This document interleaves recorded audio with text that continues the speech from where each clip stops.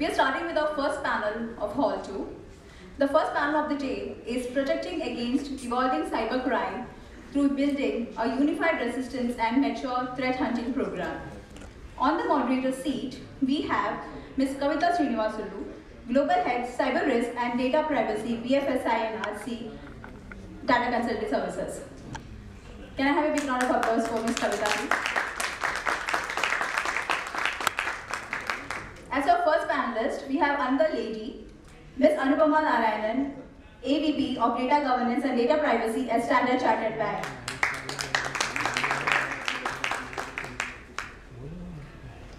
Please welcome Mr. Rajaram Manian, Chief Risk Officer, Adani Capital. As our last panelist for this panel, we have Mr. Amrish Singh, Chief Information Security Officer, Godrej Boyce. Over to you, Ms. Kavita. The stage is all yours.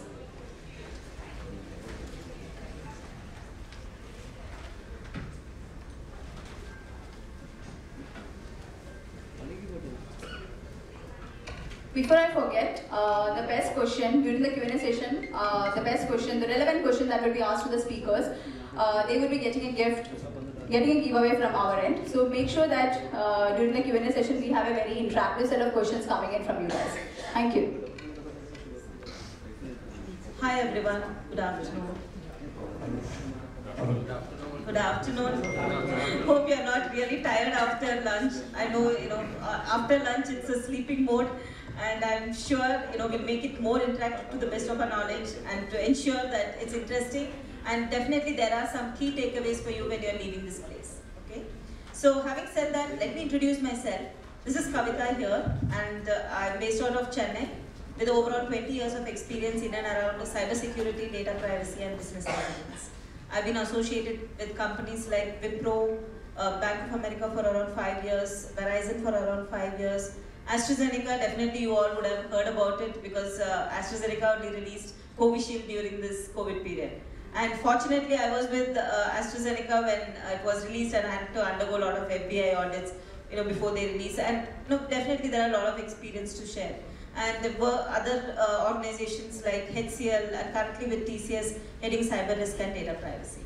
So with this, I would definitely hand it over to Anupama to give a brief intro about herself and the other panelists so we can know about them before we start hearing their insights. Okay?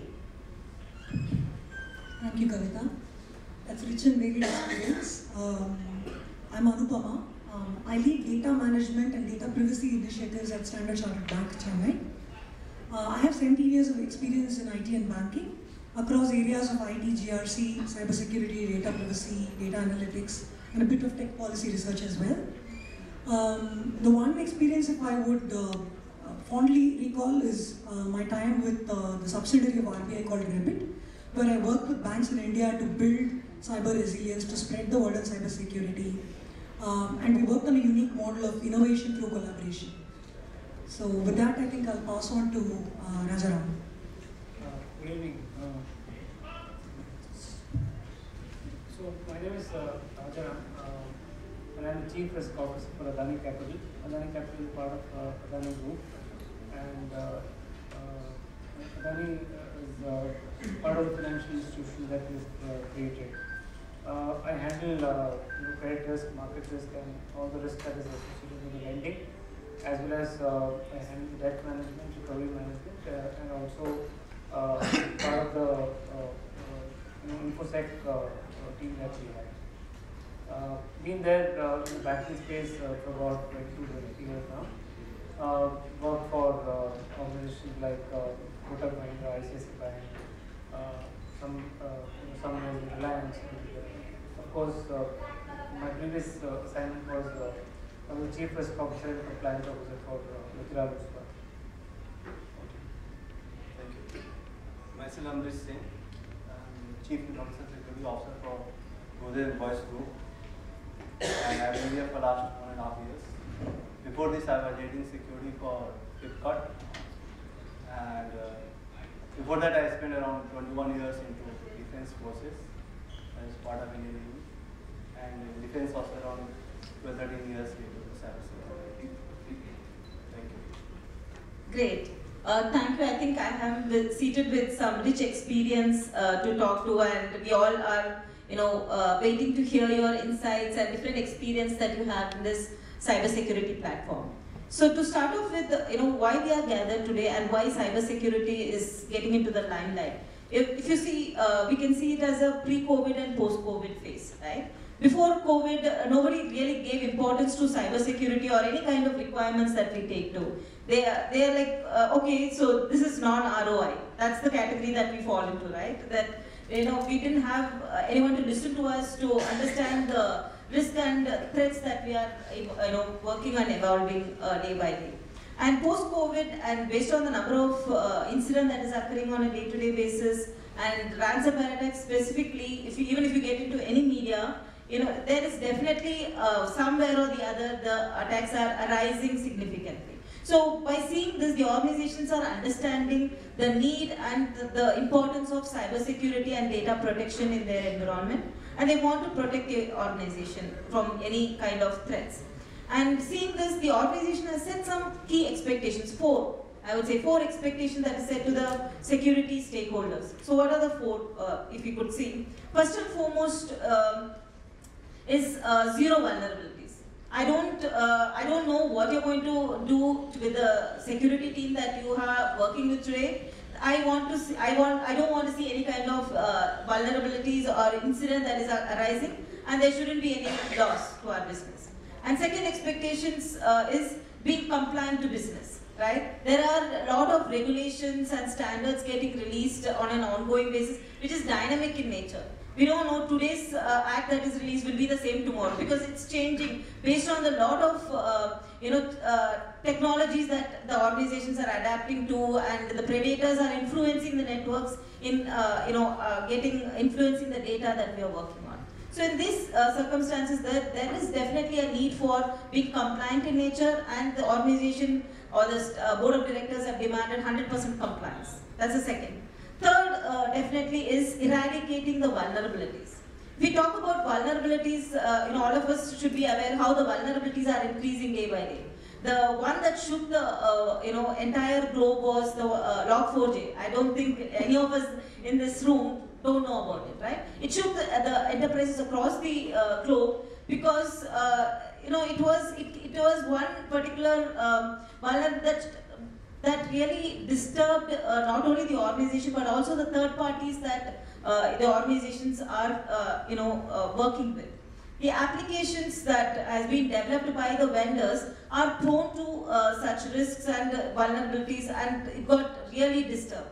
And to an extent where everybody understood the importance of third parties, and that's the fourth expectation, I would say. The fourth expectation is supplier dependencies. Wherever we are, it's not only important that we protect ourselves and protect our enterprise, we should also ensure that the third parties that we work with are equally monitored, and we are ensuring that their security measures also considered and reviewed on an ongoing basis. So these are the expectations that is set by the organization. While the expectations are being set, how our security team is addressing this? How is an organization facing this in the growing challenges that we are seeing in the market? So I would just take a minute and would ask one of our panelists, Anupama. So there is different types of concerns that is evolving day by day. There, be it a ransomware attack or data breaches that is increasing, and the kind of expectations from the regulators. The regulators have changed, required to mandate. It's a mandate that you have to comply with the privacy acts or the standards that we are releasing. So how are you addressing those concerns that the organizations are facing? Yeah, so like you said, I'll probably start with some stats to give the audience a sense of the kind of concerns you're staring at, right? Anyone wants to take a guess at how many cyber instances were reported just in India last year? Just throw a number, it's okay. Millions? More than lakhs. Yeah, 16 lakhs.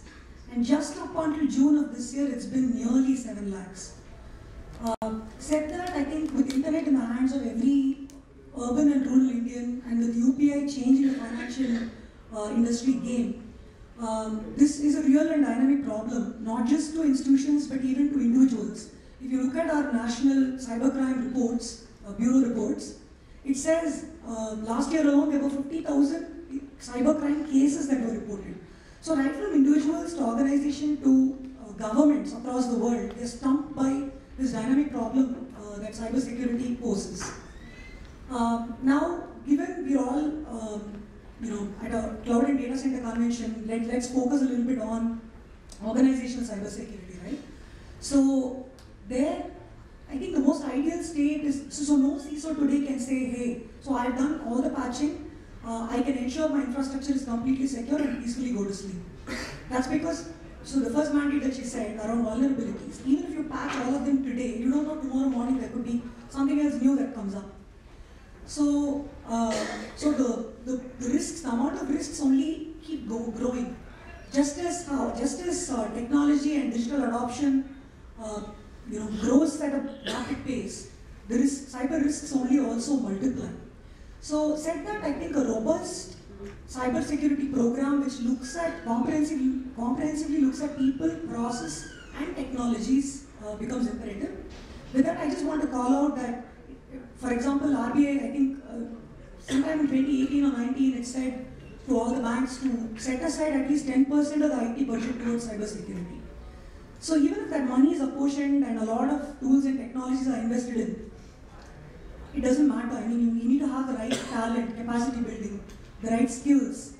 And today there is a true dearth of cybersecurity analysts. And also very carefully and properly stitched processes that also are tried and tested. So people process technology and a mature program is a starting point, but that doesn't still guarantee it all. So with that, I think I'll take a pause and back to you, Kavita. Thanks, Anupama.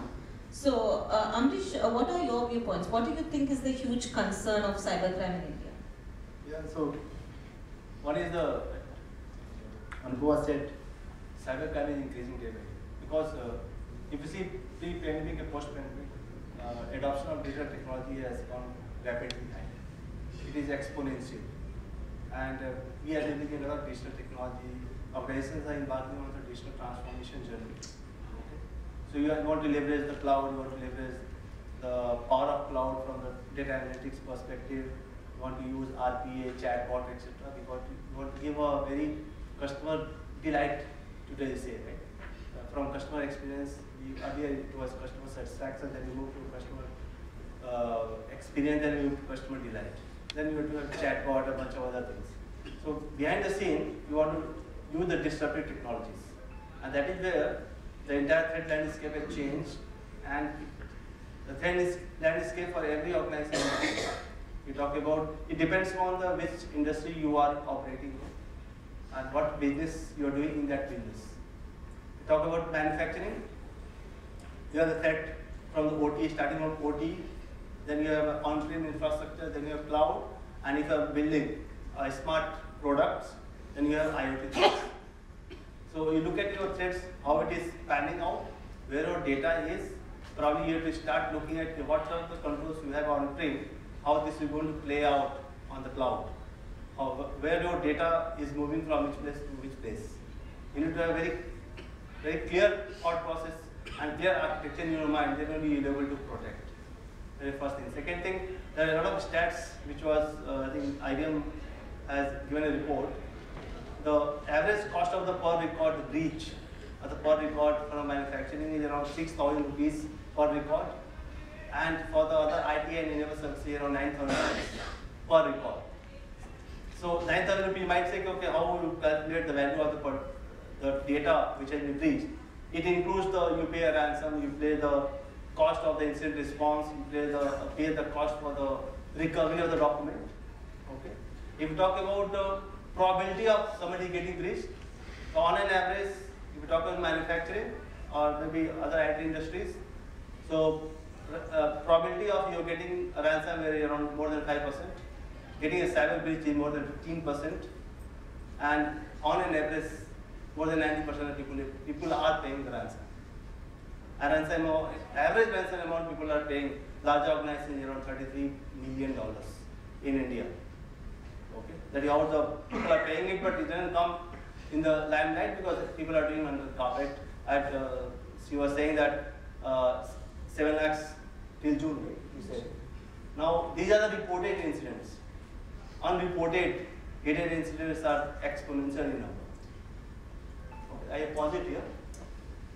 Thanks, Amrish. I think, as you were rightly quoting, there are different technologies that is growing in the market. We are all moving into a digital transformation. With that, I definitely want, RR, from your point of view, as we are moving into digital transformation, there are a lot of practices are getting changed and the effectiveness is getting, tested, definitely. So how do you think the current practices are helping the organization to overcome the challenges or to, take it to the next level? Kavita, I will probably talk in terms of financial institutions, the cybercrime, and the data risk. I think COVID, brought up a lot of challenges. A lot of challenges gave rise to opportunities. Opportunities gave rise to risks. And one of the biggest risks that we from a financial institution see, the way,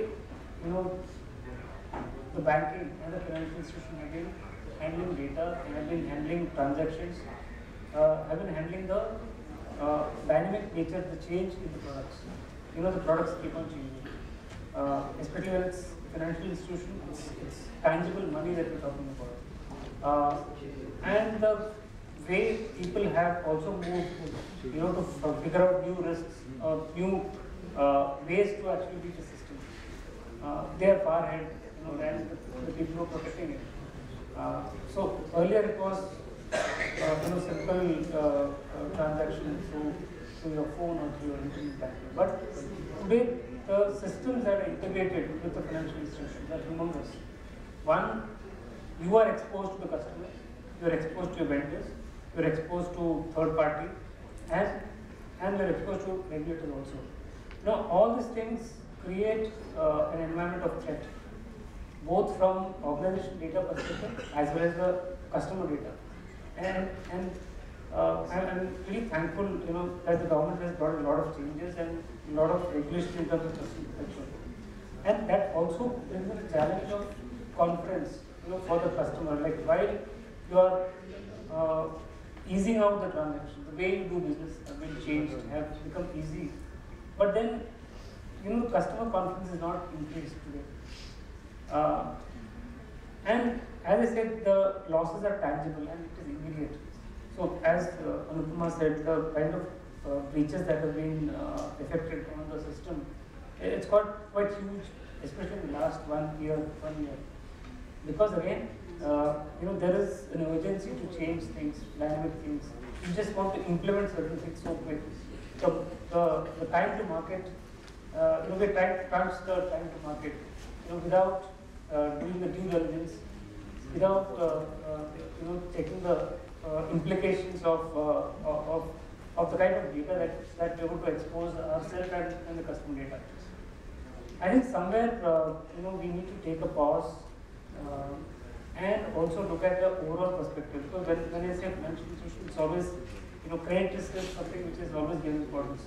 Whether you're funding, if you're a lending organization, whether the funds are going to come back to you. If you're in a banking, how easy is for the customer to transact through bank statement, bank application or through internet. But there is little that we have done. I'm sure we are doing a lot of things. There's a lot of education. You need people for that. The roles have changed. As I said, earlier, the role of the CRO was to ensure that only majority of the money, the financial risk is always protected. But very little effort has been taken to ensure that cyber risk, is also managed. I think now it's changing, but I'm pretty glad that of course we are gathered here, and this itself is a sign that people are giving a lot of importance to cyber. Thanks, Sarah. So to the forum, definitely I wanted to ask you something. So how many of you really read before you accept any kind of pop-ups that you get while you're installing an application in your mobile, using your mobile phones? 5%, 10%? Yes. Okay. Hey, really? Really?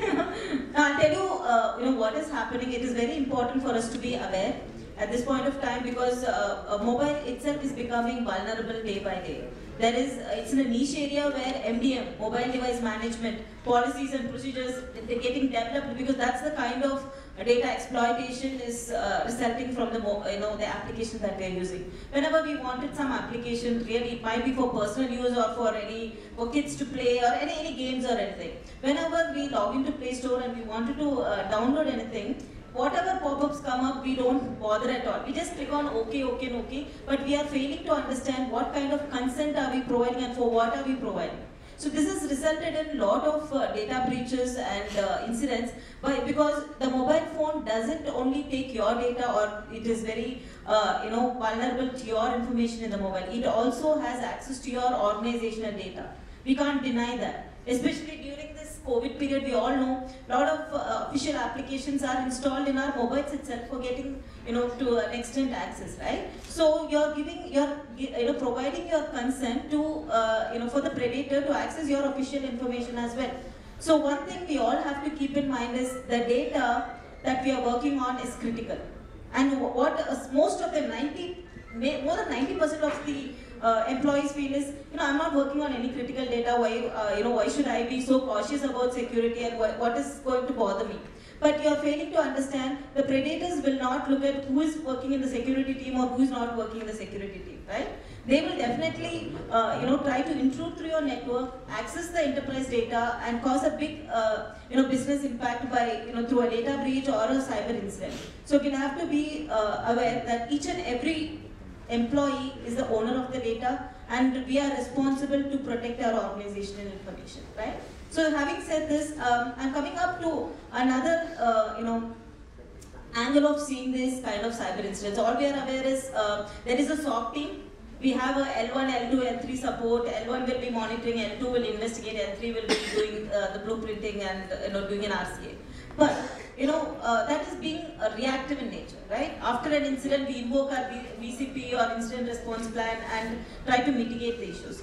But nowadays it's becoming a BAU, isn't it? The incidents are becoming BAU. It's no more like once in a while or we should be waiting for an incident to happen. It's not that anymore. It's becoming a BAU. So how do we change that? How do we be proactive in nature rather than being reactive, right? So for that, there is something called as threat hunting that is coming into picture, right?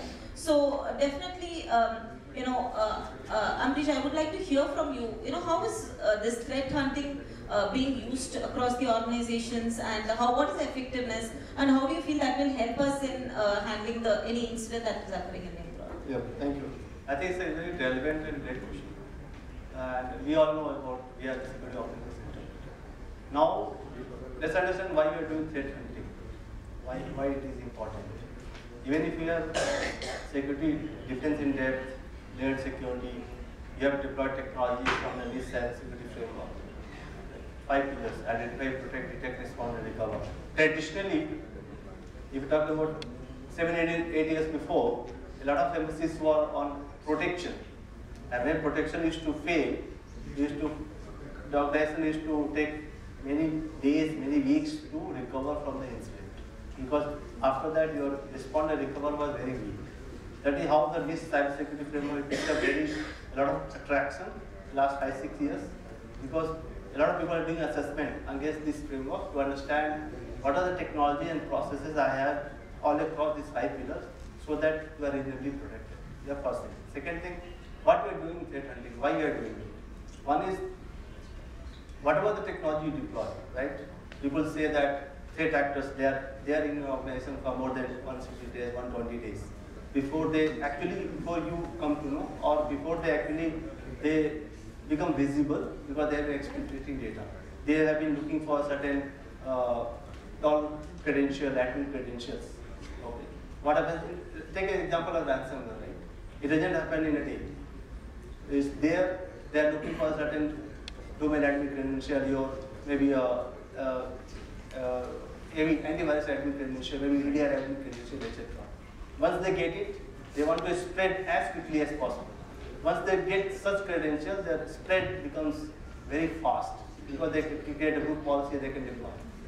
Now, Even if you deploy all these technologies, there are, so we are talking about threat actors are mostly existing, or we believe that they are existing in every organization. It's a matter of time. It's not that where somebody got breached, people are breached or people will get breached, right? It's a matter of time. Now you want to identify proactively that do you have any threat actor in my ecosystem? How will you find out? To find out that, you need to have certain keywords. Take example, suppose in your infrastructure, maybe on endpoints, on servers, or maybe networking devices at power level, you want to find out what are the bad elements in my network. So for that, there are three types of people who do the activity. One is you already know the known IOC indicator of compromise. That could be in the form of hashes, maybe of malicious IP addresses, etc., signatures. You want to search that in your ecosystem. Where search means can be anything. It could be via Active Directory, it could be via tool you have. You want to search whether this IOC available in my endpoints or laptop, desktops, etc. on the servers. You want to block certain blacklisted IP on the firewall, right? You want to search whether there was any communication from the blacklisted IP to your ecosystem. First thing. Second thing, every day you get new IOCs because there is a breach happening across the world. There are platforms, they collate such information and they are ready to give you. Okay? It's a matter of how you take it. Once you take it, there are new IOCs, you want to again search it. A third one is, this is very, very advanced. You want to use power of AI and ML, understand the behavior of certain patterns, what is happening in your ecosystem, and you figure out, your power engine is figuring out if something going wrong. Yes or no. And thereafter, because we have the SOC, we have other EDIs throwing a lot of alert to you, and then you are making the sense if something is wrong, presents to your network or not. Now, to do this, the threat hunters is a very niche area in cybersecurity.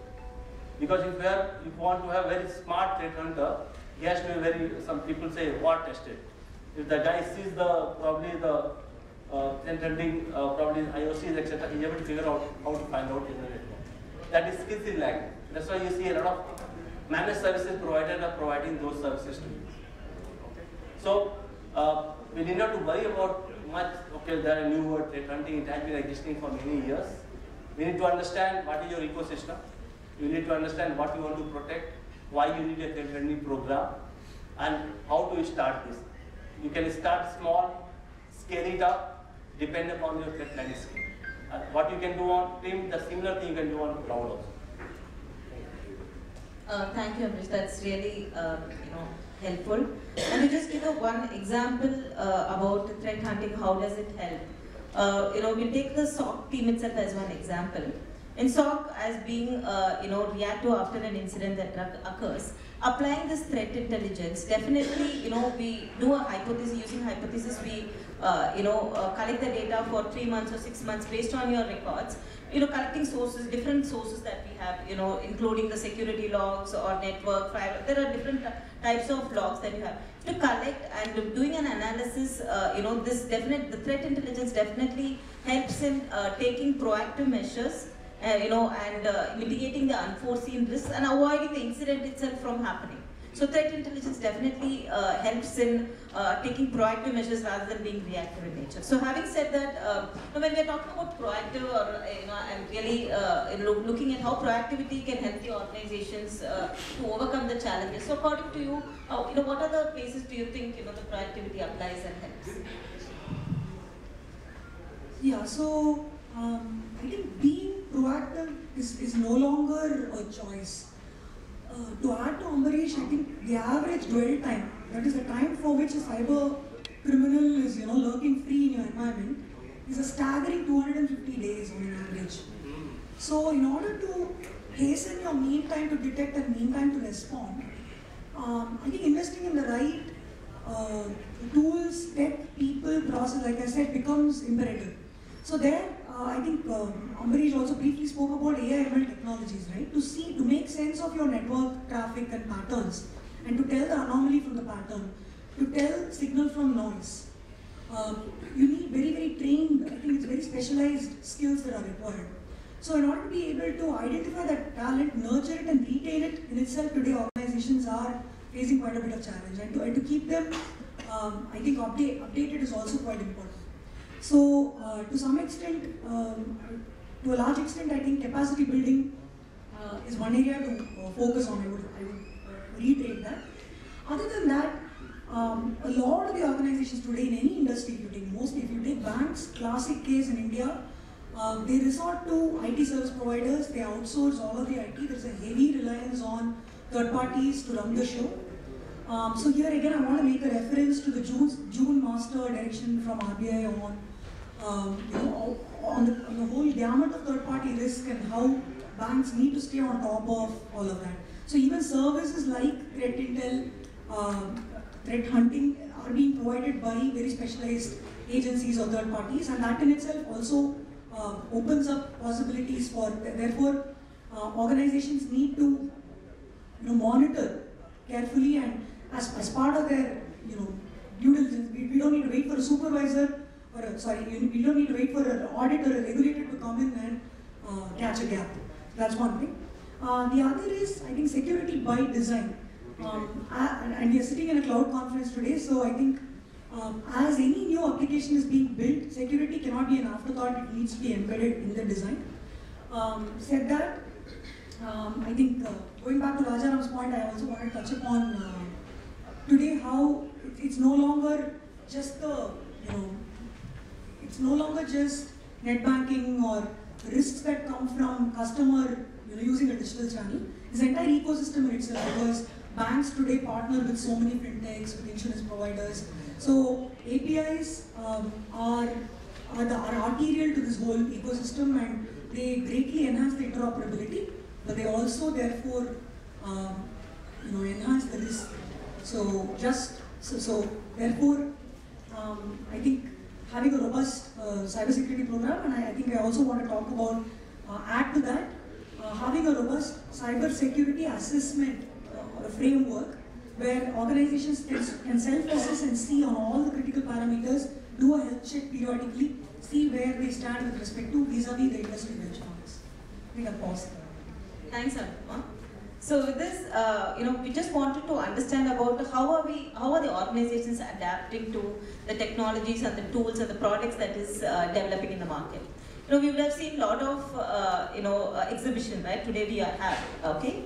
There are different tools and products coming into the market, and how many of us do a complete assessment, understand the ecosystem and see how it is customizable for our organization? Does it suit our organization, first of all? Because cybersecurity is not a formula, applying which will be 100% compliant, right? It is an art. For each and every organization, each and every domain, it differs. How we customize and enable our controls is very important.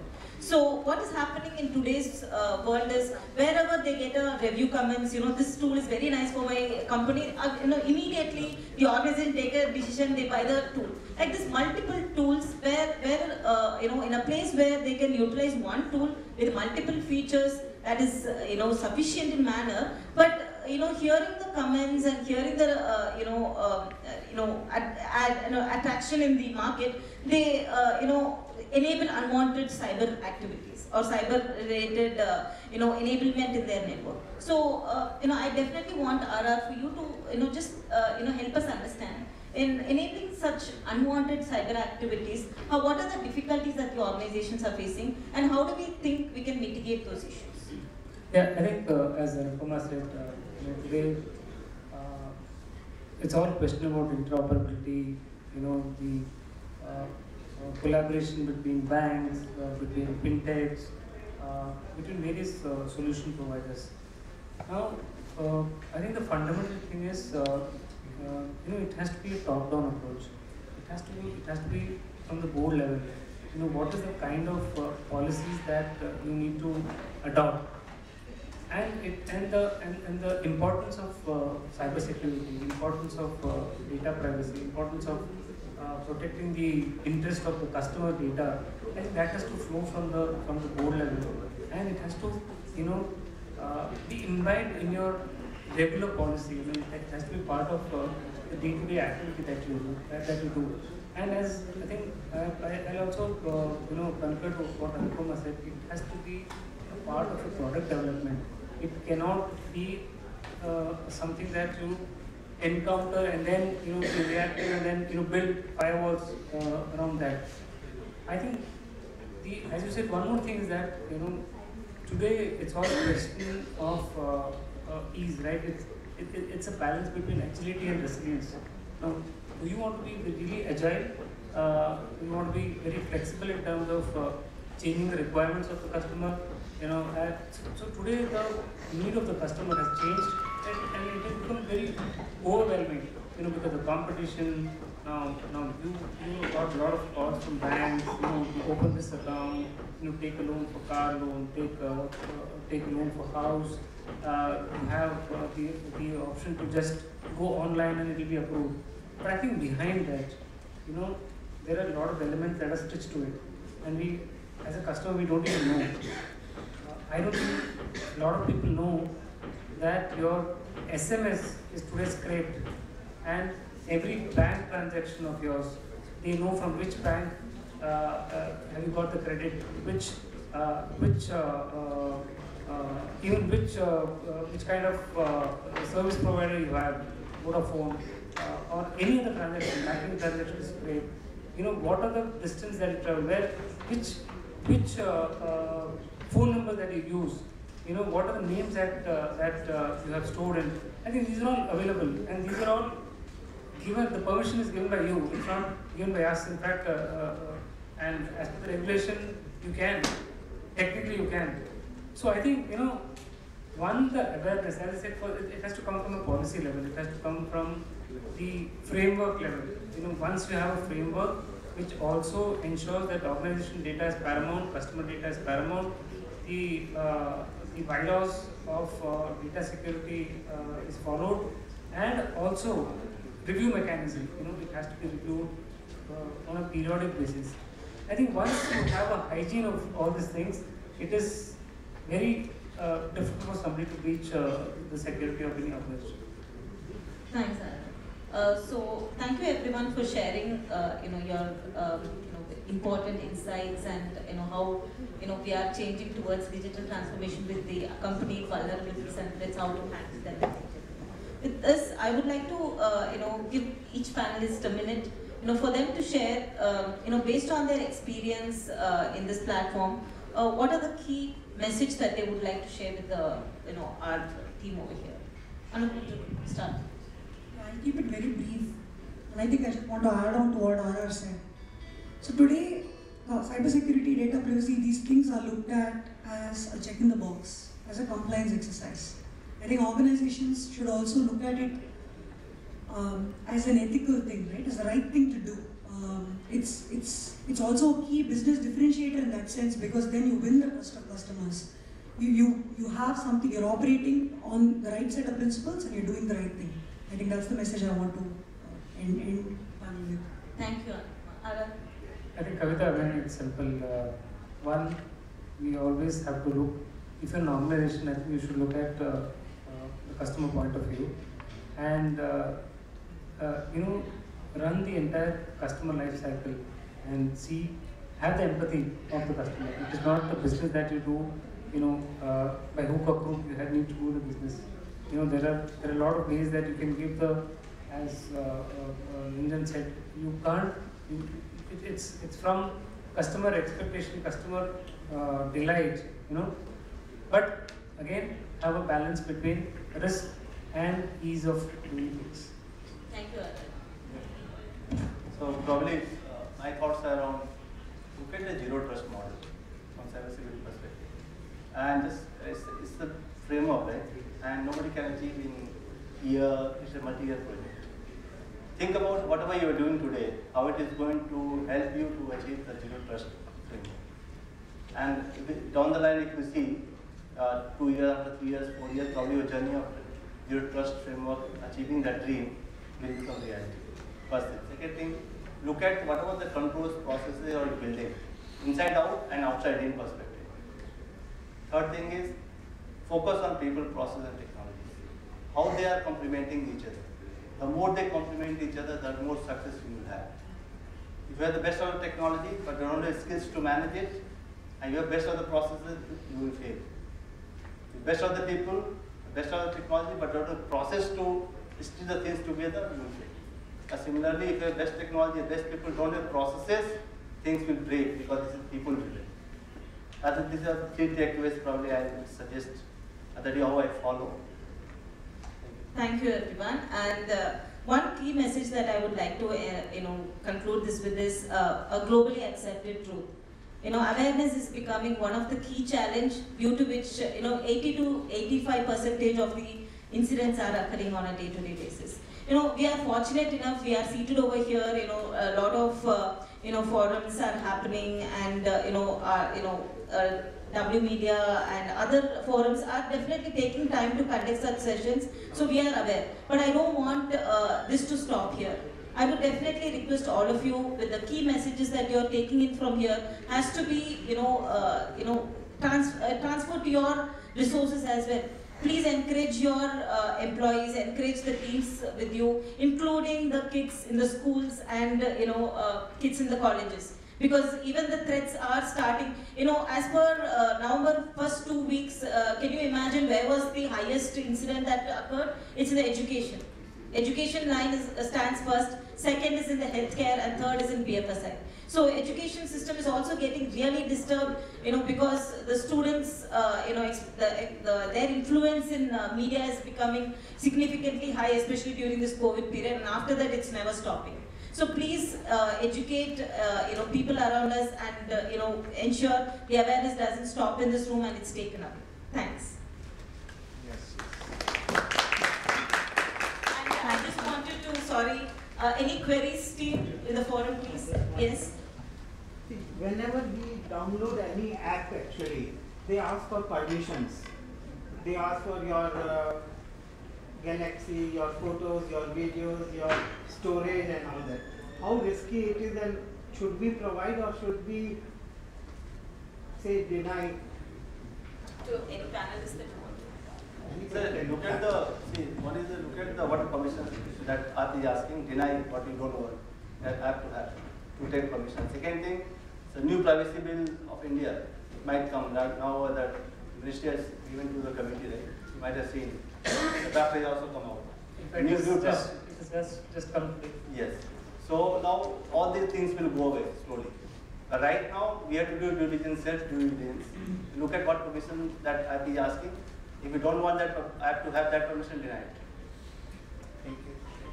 Somebody was listening to your question and the answer. Thank you. We can have one more question and need to wrap up. Can I have the mic? The government, especially law enforcement, you as a private player, you have a detailed understanding of the process, but then when you meet with the law enforcement authority, do you have any experiences to share? Do you think they have to still match or understand? That match? Cyber security? You see a lot of states are using newspaper, right? A lot of cyber crime police stations are being set up. And a lot of education is happening in that way. A lot of programs are running parallelly. I spent close to 21 years into defense. That's why I see we had a close interaction with the SOTI and DSCI. We talked about other government bodies. And we know a bunch of training goes into this. And they want to ensure that every pillar of the government structure is aware of the new threat, a new area. That is how you see a lot of ACP level or DC level, they are into cyber crime only. The dedicated verticals are created to cyber crime and cyber police. Just to add to what he said, I think the law enforcement they have also evolved over a period of time and actually become very high tech. And my personal experience in a few of the issues that we had internally, and then we had to approach the cybercrime. I think they could crack it into us. Certain things. I think they have the resources, they have the technology, and also the kind of training that they are imparting, and the kind of roadmap that they have for the future. I think it is quite mind-boggling. Probably we don't get to know about that, but I think we are in the right direction in terms of law enforcement. Thank you everyone. We can take the questions offline, please. Thank you so much. Now I request Ms. Kavita to hand over the souvenirs from Fuji to the speakers. Can I have the souvenirs, please?